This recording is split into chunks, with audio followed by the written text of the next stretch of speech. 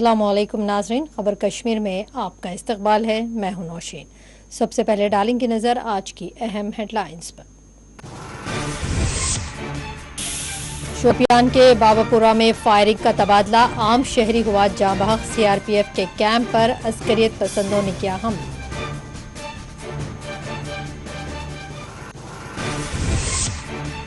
मेंधाड़ के जंगलात में झड़प, पाकिस्तानी अस्करियत पसंद हुआ जाँ बहक। 3 सिक्योरिटी एहलकार भी हुए जख्मी। सर्च ऑपरेशन बेदस्तूर है जारी।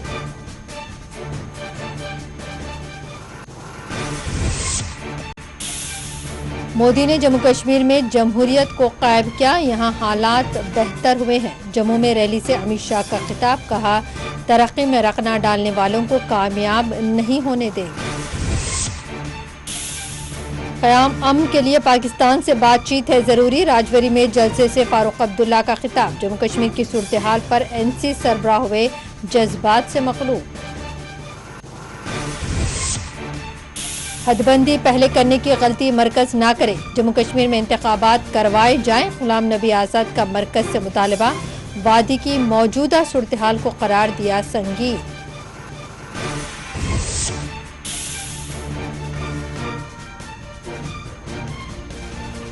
मोदी जी, भगवत जी, क्या यही आपका देश से प्रेम है? महलूक फौजियों के घर वालों को क्या कहेंगे?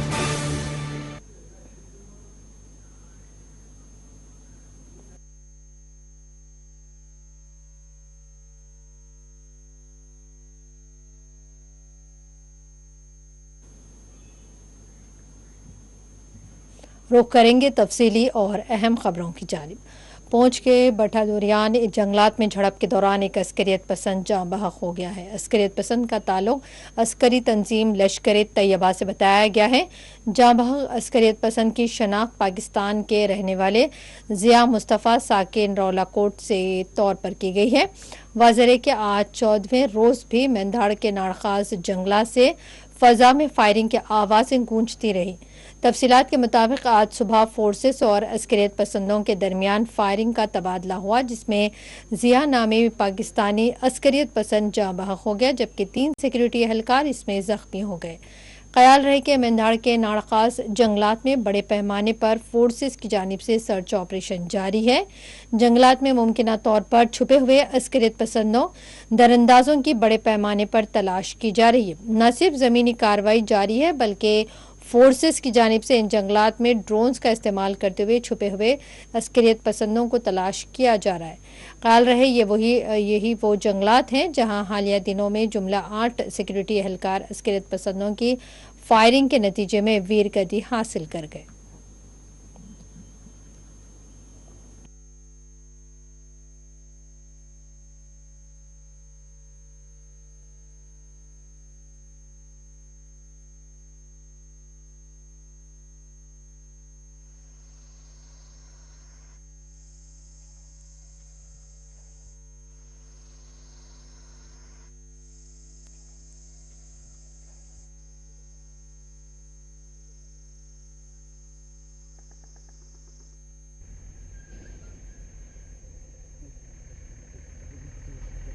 पुंछ के सरनकोट बाटा दरिया इलाके में पिछले 13 रोज से एनकाउंटर बराबर जारी है और आज 14वें रोज सुबह के वक्त जो है इस नारखास के इलाके में, नारखास के जंगलात में गोलियों की आवाज एक दफा फिर सुनाई दी गई, जिसके चलते मिलने वाली आखिरी इतलात के मुताबिक इस एनकाउंटर में जो है आज सुबह एक फौजी जवान और 2 पुलिस एहलकार जो है वो जख्मी हुए हैं, जबकि मिलने वाली इतला के मुताबिक एक अस्करियत पसंद भी इस सुबह की फायरिंग में जो है बताया जाता है कि वो जख्मी हुआ है। और इस इलाके में जो है एनकाउंटर पिछले 14 रोज से बराबर जारी है, जिसके चलते लोगों की जानो माल के तहफ़्फ़ुज़ को मद्देनजर रखते हुए जम्मू पूंछ हाईवे जो है उसको एहतियातन ट्रैफिक की नकलो हरकत के लिए बंद कर दिया गया है, जिसके चलते लोगों को काफ़ी दुश्वारियों का भी सामना करना पड़ रहा है। अब देखने वाली बात यह है कि फौज जो है वो इस एनकाउंटर को कब तक पाए तकमील तक पहुंचाने में कामयाब होती है, ताकि इस इलाके में रहने वाले लोग और इस हाईवे पर सफर करने वाले लोग जो हैं वो राहत की सांस ले सकें। मोहम्मद अमीन के साथ बट मुदस्सिर, पुंछ। और शोपियां के बाबापुरा इलाके में फोर्सेस और अस्करियत पसंदों के दरमियान होने वाले मुबैना तौर पर फायरिंग तबादले में एक आम शहरी की जान चली गई। तफसीलात के मुताबिक शोपियान के बाबापुरा में वाक़ई सीआरपीएफ के कैंप पर आज अस्करियत पसंदों की जानिब से फायरिंग करते हुए हमला किया गया, जबकि फोर्सेस ने भी मोर्चे संभालते हुए जवाबी कार्रवाई की, जिसके दौरान एक आम शहरी की जान चली गई है, जिसकी शनाख्त अनंतनाग के रहने वाले शाहिद अहमद के तौर पर की गई है।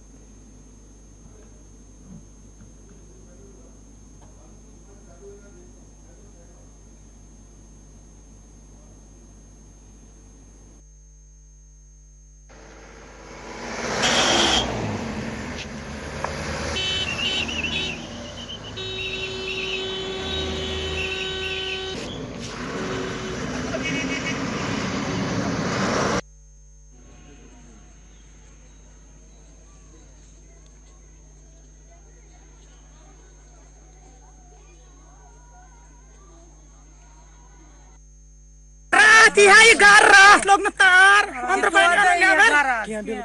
न कहोन नेबर रात हालात होस रुदन दिस न तार घर यनस आज बिचारिस आसे वाथे घर में पता छन क्या गो मगर आज गो अमिस गरीब मालिस गरीब माय सितम पगा गसी हर कोस मालिस माय सितम हर कोस मालिस माय सित गसी मगर महज खुदा सिन खतरा अस करता इंसाफ अस मत करता यूता जुल्म मत करता सन शुर अम खतर तैयार गमित अमिस जुल्म खतर तैयार गमित कह आज कोर अमिस मालिस माय सत पगह कर कस त मालिस माय सत आज वुच अस त वुच पगह कह तमाश।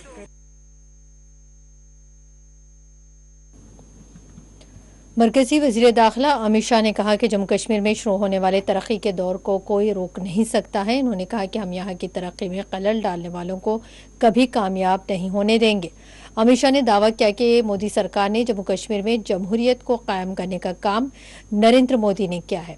अमित शाह ने दावा किया कि जम्मू कश्मीर में जमहूरियत के कायम होते ही एक मरतबा फिर मामूल के मुताबिक हालात बन गए। अमित शाह ने कहा कि आज मोदी की वजह से ही श्यामा प्रसाद मुखर्जी का जम्मू कश्मीर से मुताल्लिक़ काम मुकम्मल हुआ है। अमित शाह ने इतवार को जम्मू के भगवती नगर में एक अवामी रैली से शिरकत करते हुए इसको मुखातिब किया है। रैली को मुखातिब करते हुए अमित शाह ने कहा कि वो सभी को ये यकीन दिलाने आए हैं कि तरक्की के इस दौर को कोई रोक नहीं पाएगा।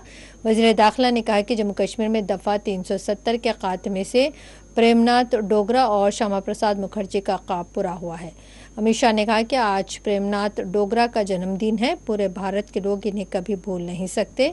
ये वो अजीम शख्सियत थी जिन्होंने प्रजा परिषद कायम करके श्यामा प्रसाद मुखर्जी के साथ एक देश में 2 निशान, 2 विधान और 2 प्रधान नहीं चलेंगे का नारा दिया था।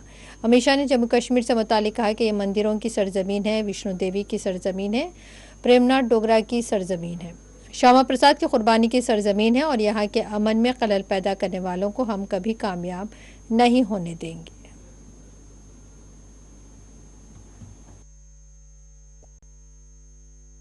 मित्रों, जम्मू कश्मीर के अंदर लोकतंत्र को प्रस्तावित करने का काम नरेंद्र मोदी जी ने किया है और ये लोकतंत्र प्रस्तावित होते ही जम्मू कश्मीर में फिर से एक बार सामान्य स्थिति पैदा होगी। मित्रों, हम सभी के लिए और मेरे और आपके लिए विशेष रूप से एक स्वप्न था कि श्यामा प्रसाद मुखर्जी का स्वप्न पूरा हो। हमारा स्वप्न था कि श्यामा प्रसाद जी का बलिदान जिस चीज के लिए आया है वो दिन हमारे जीवन में आप देख पाए।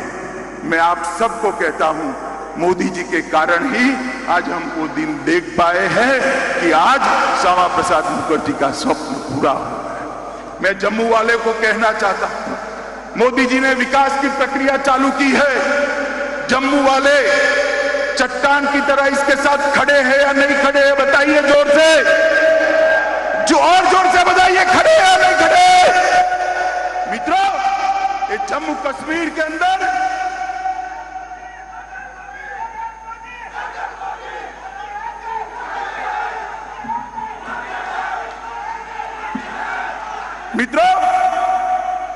ये जम्मू कश्मीर के अंदर विकास का युग जो शुरू हुआ है उसको कोई रोक नहीं सकता। और मैं फिर से एक बार रिपीट करके मेरी बात को समाप्त करना चाहूंगा।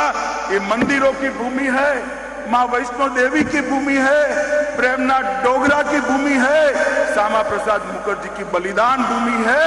मैं यहाँ कहकर जाता हूँ, जम्मू कश्मीर की शांति में खलल लगाने वालों को हम कभी सफल नहीं होने देंगे, इस बात का विश्वास है। मित्रों, अमित शाह ने जम्मू में आईआईटी के नए कैंपस का इफ्तिताह अंजाम दिया है। वज़ीर दाखिला अमित शाह जो जम्मू कश्मीर के 3 रोज़ा दौरे पर हैं, आज अपने दौरे के दूसरे दिन अमित शाह ने जम्मू में जहां एक रैली को मुखातिब किया है, वहीं इन्होंने जम्मू में आईआईटी के नए कैंपस का इफ्तिताह अंजाम दिया। इस मौके पर एलजी जम्मू कश्मीर मनोज सिन्हा और यूनियन मिनिस्टर जितेंद्र सिंह भी इनके हमरा मौजूद रहे। अमित शाह के दौरे के मौके पर आज जम्मू में सख्त सिक्योरिटी बंदोबस्त किए गए थे।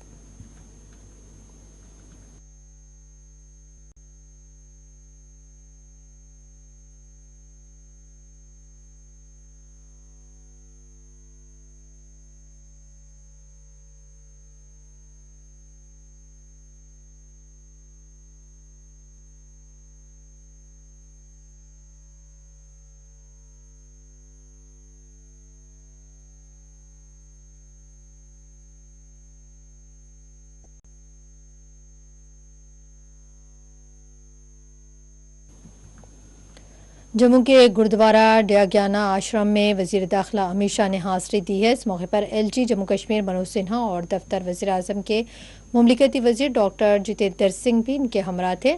अमित शाह ने जम्मू में आईआईटी के नए कैंपस के इफ्तिताह के बाद जम्मू में वाक़ गुरुद्वारा डयाग्याना आश्रम पहुंचकर यहां हाज़िरी दी।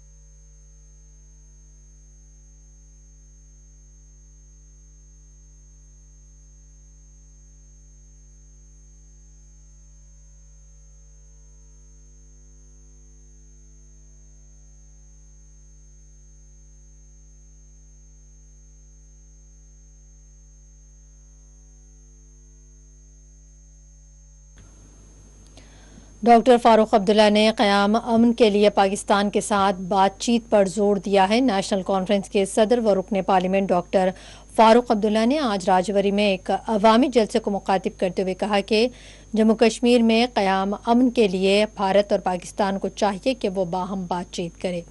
डॉक्टर फारूक अब्दुल्ला ने जम्मू कश्मीर की मौजूदा सूरत हाल पर अपनी गहरी तशवीश ज़ाहिर करते हुए जज्बाती हो गए। उन्होंने कहा कि यहाँ क़याम अमन के लिए भारत पाकिस्तान के दरमियान बातचीत नागुज़ीर है। वहीं डॉक्टर फारूक अब्दुल्ला ने दफ़ा 370 की बर्खास्तगी पर मरकज़ की मोदी सरकार को कड़ी तनक़ीद का निशाना बनाया।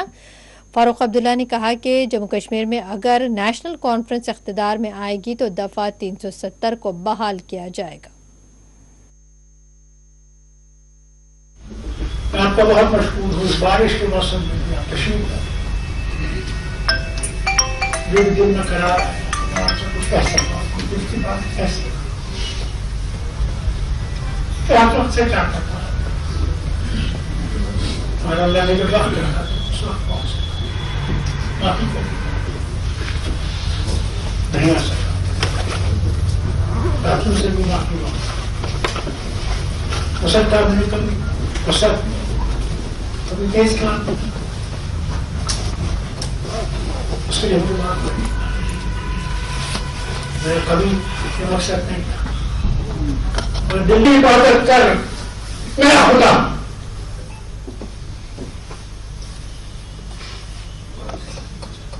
मेरे कहने का मकसद राम आया उससे निकल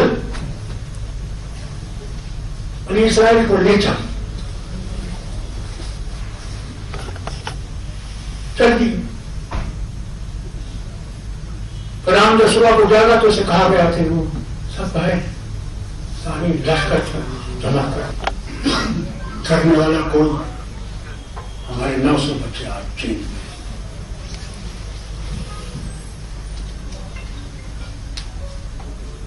कब तक ये जुल्म हर वक्त अल्लाह से पूछना कि अल्लाह ये जुल्म कब तक होगा, कब हमें जुल्म से निकलेंगे, कब वो दिन आएगा कि हमारे लोग बाहर देख सके, खुशियां देख सके। मैं फारूक मुसलमान हूं, मगर मैं हिंदू या सिख या ईसाई का दुश्मन नहीं हूं, क्योंकि अल्लाह ने उनको भी पैदा किया है। उनमें कोई फर्क नहीं, न मैंने कभी फर्क किया है और मरते दम तक फर्क नहीं किया। अल्लाह ने मुझे ये घोषणा जब मैं साहब की ये पढ़ रहा था,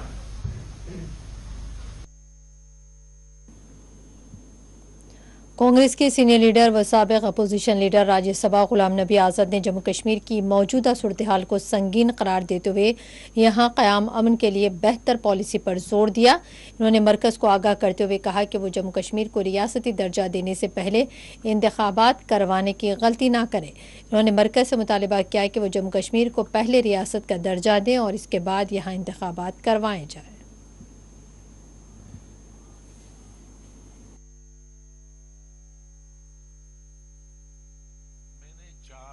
दौरे के बाद कश्मीर में प्रेस कॉन्फ्रेंस दी, पूरी प्रेस कॉन्फ्रेंस बुला के दी। उसमें आपको ये चीज नहीं मिलेगी। उसमें मैंने तमाम चीजें बताई हैं कि बहुत भय है, डर है। पिछले कुछ महीनों से मिलिटेंसी फिर दोबारा शुरू हो गई है, जो चिंता का विषय है देश के लिए, कश्मीर के लिए, डेवलपमेंट और ग्रोथ के लिए। ये चिंता का विषय है। ये कश्मीर में 4 दिन के प्रेस कॉन्फ्रेंस मैं कह चुका हूं कि जो मिलने के बाद ये जो आज कंट्रावर्सी करी है, ये कल मैं किसी रिलीजियस लीडर को देखने चले गया था और वहां तमाम गैदरिंग उनकी प्राइवेट थी और मैं जनरल वो पूछ रहे थे जम्मू कश्मीर में क्या हो रहा है, आप कश्मीर से आए, क्या हो रहा था। एक प्राइवेट कन्वर्सेशन थी, उसमें कुछ लोग मीडिया मोबाइल रखे हुए थे। तो जब मैंने देखा कोई रिकॉर्डिंग प्राइवेट कन्वर्सेशन कर रहा तो मैंने उनको कहा भाई मोबाइल बंद कर दो सब। तो वो आधी बात उन्होंने रिकॉर्ड की और आधी मैंने मोबाइल बंद करवाए। तो आधी जो बात उन्होंने रिकॉर्ड की उसको उन्होंने चलाया, लेकिन मेरी कन्वर्सेशन तो उसके बाद भी 1 घंटा चली। तो मैंने उनको यही बताया कि जम्मू कश्मीर में लोग चाहते हैं कि कश्मीर वादी में लोग चाहते हैं कि जल्दी से इलेक्शन हो जाए और स्टेटहुड जल्दी से दी जाए और जो हमारी रिसोर्सेज हैं वो बाहर न जाएं। मैंने 4 दिन दौरे के बाद कश्मीर में प्रेस कॉन्फ्रेंस दी, पूरी प्रेस कॉन्फ्रेंस बुला के दी। उसमें आपको ये चीज नहीं मिलेगी। उसमें मैंने तमाम चीजें बताई हैं कि बहुत भय है, डर है। पिछले कुछ महीनों से मिलिटेंसी फिर दोबारा शुरू हो गई है, जो चिंता का विषय है देश के लिए, कश्मीर के लिए, डेवलपमेंट और ग्रोथ के लिए। ये चिंता का विषय है।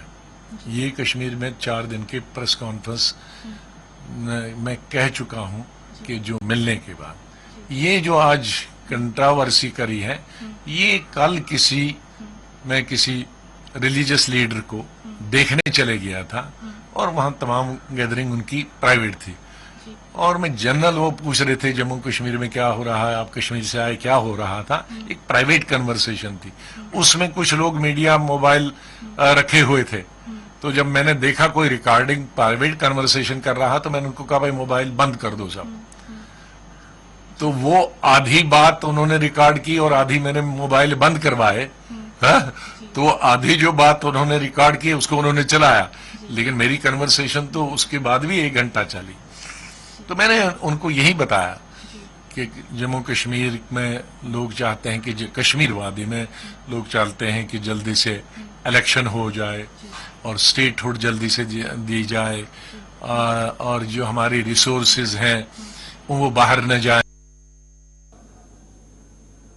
बुलेटिन में यहाँ पर वक्त तो चला है एक छोटे से ब्रेक का।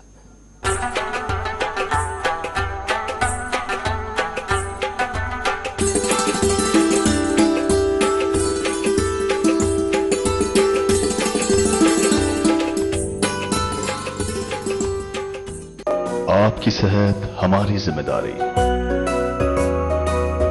हम करते हैं आपके दिल की हिफाजत। माहिरीन की टीम हमारे पास जदीद आलात के साथ, ख्याल दोनों का हम रखते हैं। हर लम्हा आपके साथ, आपके लिए, आपके बजट में।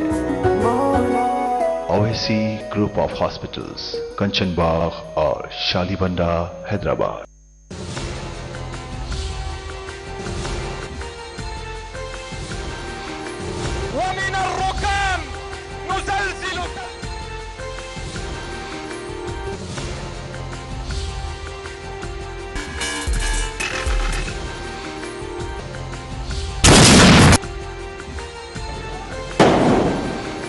समाज को मजबूत करना हम तमाम की जिम्मेदारी। सलाहियत है, अफसोस हमको मौका नहीं दिया जाता।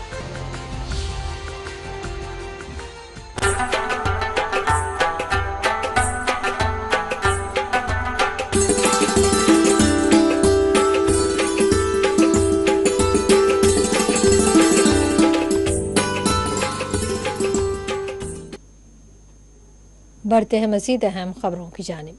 कुल हिंद मजलिस इत्तेहादुल मुस्लिमीन के सदर व रुकन पार्लियामेंट हैदराबाद बैरिस्टर असदुद्दीन ओवैसी ने भारत के पाकिस्तान के साथ दुबई में खेले जाने वाले T20 क्रिकेट मैच पर अपना सख्त एतराज़ करते हुए सवाल किया कि मोदी और भागवत महलूक बहादुर फौजी जवानों के घर वालों को क्या जवाब देंगे जिन्होंने अपनों को खो दिया है। क्या यही मोदी और भागवत के मुल्क से मोहब्बत है? बैरिस्टर ओवैसी ने पाकिस्तान से मुताल्लिक़ मोदी सरकार, बीजेपी और संघ परिवार की पॉलिसी को दोगली पॉलिसी करार दिया। इन्होंने पाकिस्तान के साथ क्रिकेट मुकाबले को महलूक बहादुर भारतीय फौजी पुलिस एहलकारों की कुर्बानियों के खिलाफ करार दिया है। उन्होंने अमित शाह के दौरे जम्मू कश्मीर के मौके पर श्रीनगर में कमसिन बच्चों की तलाशी लिए जाने की भी सख्त अल्फाज में मजम्मत की।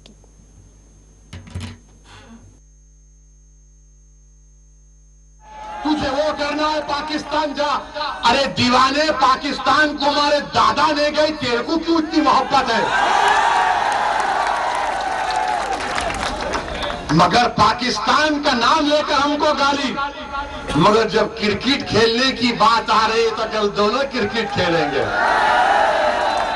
मैं मोदी जी से पूछना चाह रहा हूं, मैं आरएसएस के मोहन भागवत से पूछना चाह रहा हूं, मोदी जी, भागवत जी, ये आपके देश से प्रेम है क्या? मोदी और मोहन भागवत वो जो देश के सिपाही मारे गए, उनके परिवार से कहेंगे आप कि कल का T20 का क्रिकेट मैच देखो। मरने वालों को आप कहेंगे कि देखो कल भारत और पाकिस्तान का क्रिकेट मैच हो रहा है। जिसके घर में अपने बेटे की लाश आई होगी उसको मालूम होगा।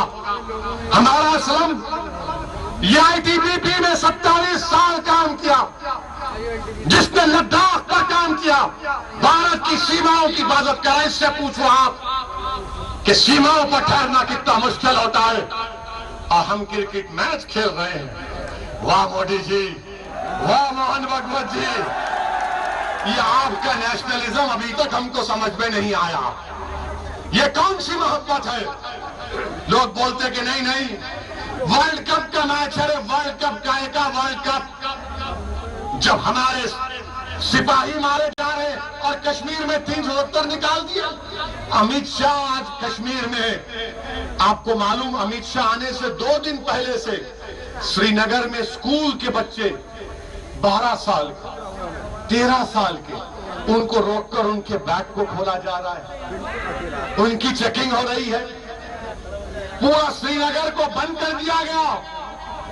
अमित शाह 35 गाड़ियों में जाते, कितने? जब 370 निकल गया तो प्यारे 3 गाड़ी में क्यों नहीं जा सकते? आपने कहा कि सब खत्म कर दिए। क्या खत्म करे आप? मेरे अजीज दोस्तों और बुजुर्गों, लोग मुझसे भी सवाल करते हैं कि असदुद्दीन ओवैसी तुम्हारे साथ कौन है? मेरे अजीज दोस्तों और बुजुर्गों, ये जवाब सिर्फ ओवैसी का नहीं, ये जवाब पूरे उत्तर प्रदेश और भारत के मुसलमानों का है कि हमारे साथ कोई नहीं है। मैं जिम्मेदारी के साथ कह रहा हूं, पूरी जिम्मेदारी के साथ कह रहा हूं। और तुम अगर मेरी बात पे यकीन नहीं करते तो अपने दिल पर हाथ रखकर अपने दिल से पूछो कि कौन तुम्हारे साथ खड़ा है, कौन तुम्हारे साथ खड़ा है। सिर्फ अल्लाह हमारे साथ है। और डॉक्टर फारूक अब्दुल्ला ने आज अपने राजवरी के दौरे के मौके पर ज़ियारत का शादारा शरीफ पर हाज़िरी दी है। इस मौके पर डॉक्टर फारूक अब्दुल्ला ने ज़ियारतगाह में फातिहा ख़्वानी की और जम्मू कश्मीर में क़याम अमन के लिए दुआएं की। इस मौके पर डॉक्टर फारूक अब्दुल्ला के हमरा नेशनल कॉन्फ्रेंस के मकामी लीडरान भी मौजूद थे।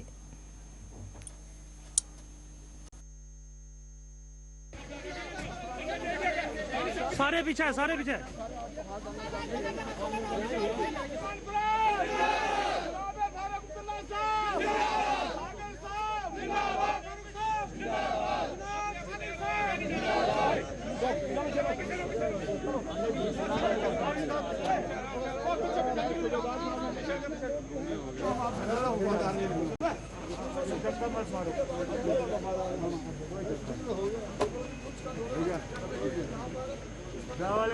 परवेज साहब को भाई परवेज अच्छा ये उनका भतीजा है जो एडवोकेट है।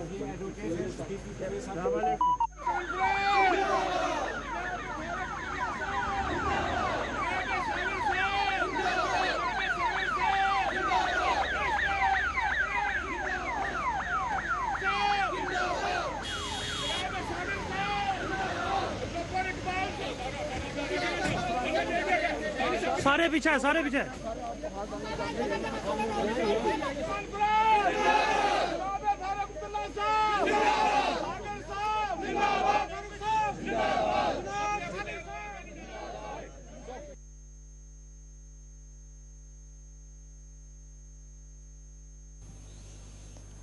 जम्मू कश्मीर पीपल्स कॉन्फ्रेंस का बांडीपुरा में आज एक प्रोग्राम मुनक़िद किया गया। इस मौके पर अपनी party leader Mushtaq Ahmad Lone, block सदर बानकुटे ने अपनी पार्टी के 60 अरकान, 3 पंचों जिनमें मिमा बेगम, अब्दुल जब्बार, अब्दुल रशीद के बशमूल पीपल्स कॉन्फ्रेंस में शमूलियत इख्तियार की है।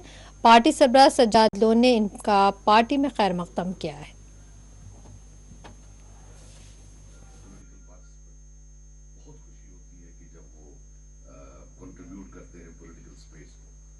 तो मुश्ताक साहब और हमने स्टेटमेंट हो या स्पेशल स्टेटस हो, इसकी बात हमने दिल्ली से कर दी, राइट?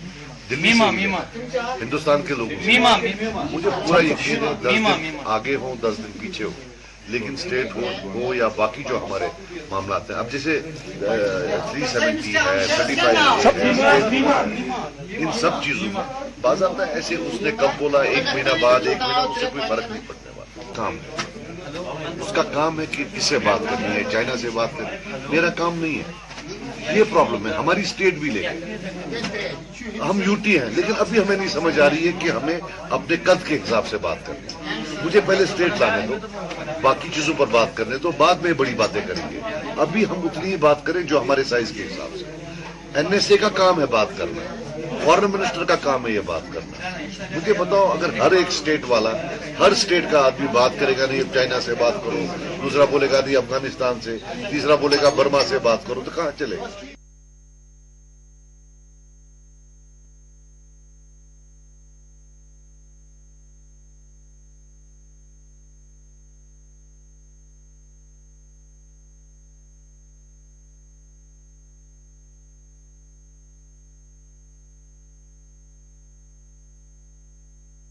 और जनरल सेक्रेटरी साहब सरेका हकीकत गई नौजवान बुजुर्ग अकु सत पकन सोन निजाम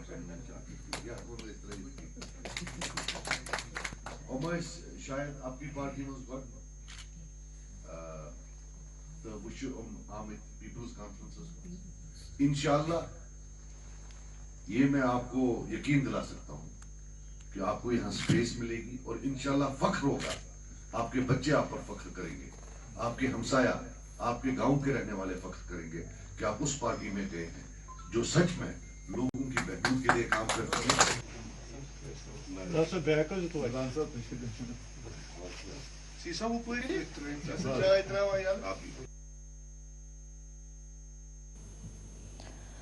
आज़ादी का अमृत महोत्सव के तहत बॉर्डर रोड ऑर्गेनाइजेशन बीआरओ की जानिब से आज रामबन में बाइक रैली को झंडी दिखाकर रवाना किया गया। इस मौके पर डीसी रामबन के बशमूल फौज के आला अहदेदार मौजूद रहे।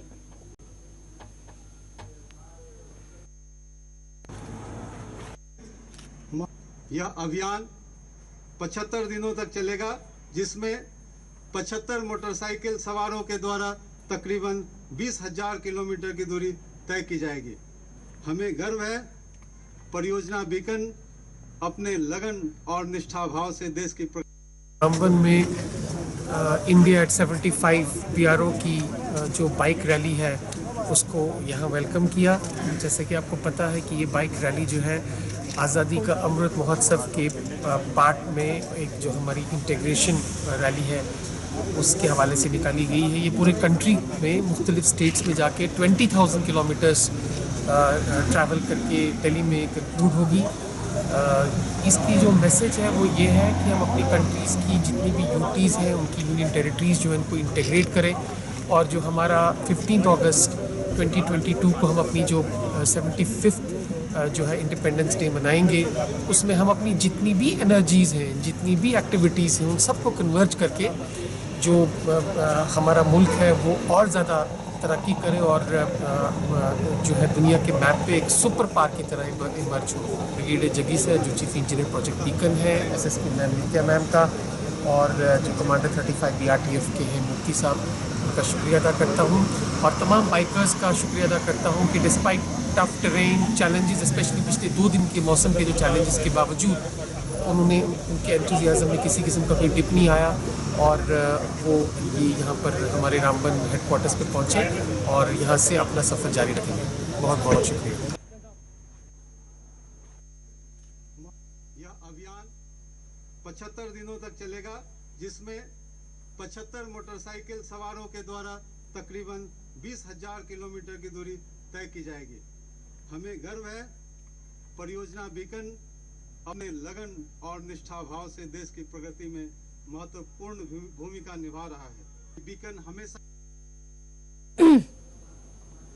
डिविजनल कमिश्नर कश्मीर ने आज श्रीनगर में वाक़ ओल्ड असेंबली कॉम्प्लेक्स में विजुअल एंड प्लास्टिक आर्ट को फ़रोग़ देने के लिए मुनक़िद किए गए नेशनल पेंटर्स कैंप का इफ्तिताह अंजाम दिया। इस कैंप में कई फ़नकारों ने हिस्सा लिया।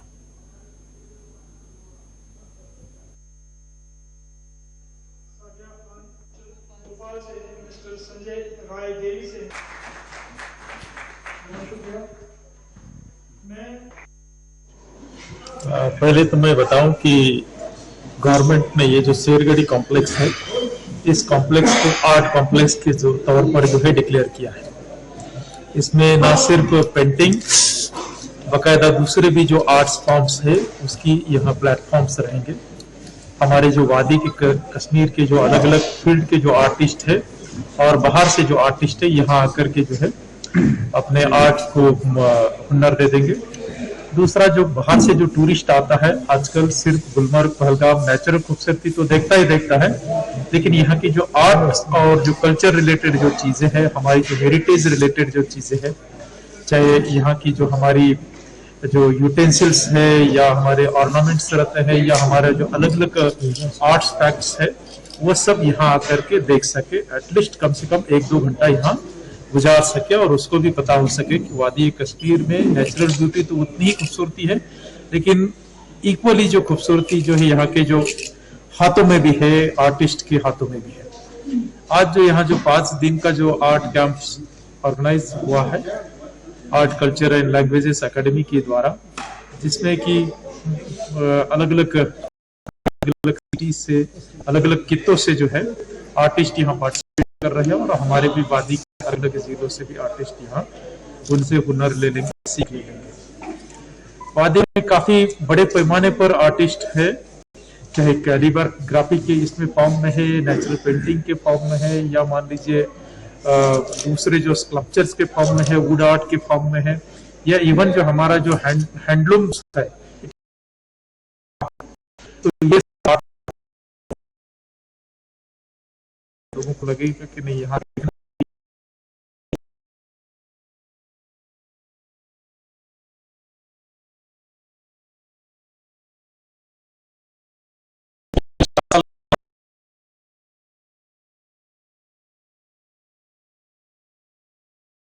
रेगुलरली करें।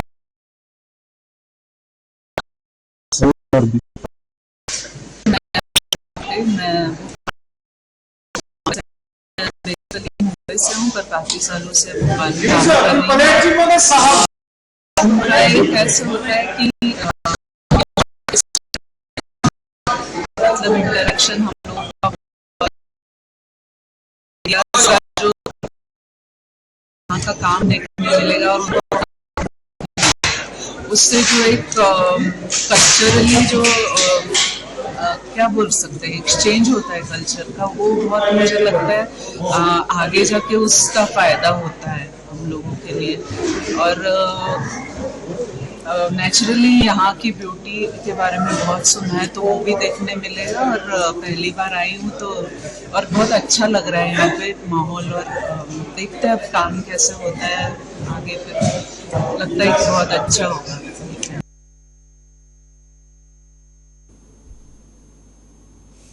और वादी कश्मीर में होने वाले वक्त से पहले शदीद तरीन बर्फबारी के नतीजे में मेवा बागात को सख्त नुकसान पहुंचा है। बिलखुसूस सेब की पैदावार को सख्त नुकसान पहुंचा है। मुतासरीन हुकाम से मुतालबा कर रहे हैं कि इन्हें फौरी तौर पर राहत पहुंचाई जाए और मुआवजा अदा किया जाए।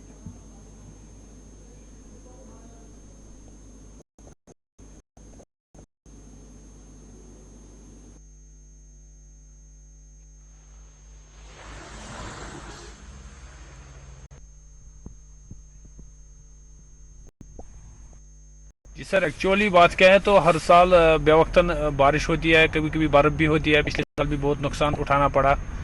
हम तो इसलिए यहाँ हमारे एडमिनिस्ट्रेशन साहब से कहते हैं कि ये जो पेड़ है ये हर वक्त पिछले साल भी या 2018 में भी पड़ गया, 19 में भी, इस साल भी पड़ गया।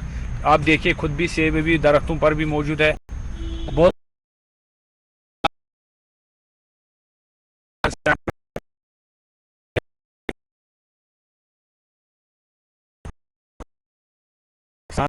वारिया नुकसान जबरदस्त योर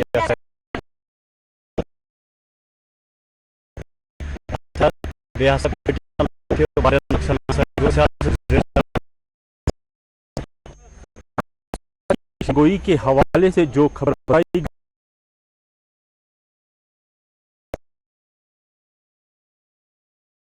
जो है बर्फबारी भी हुई है।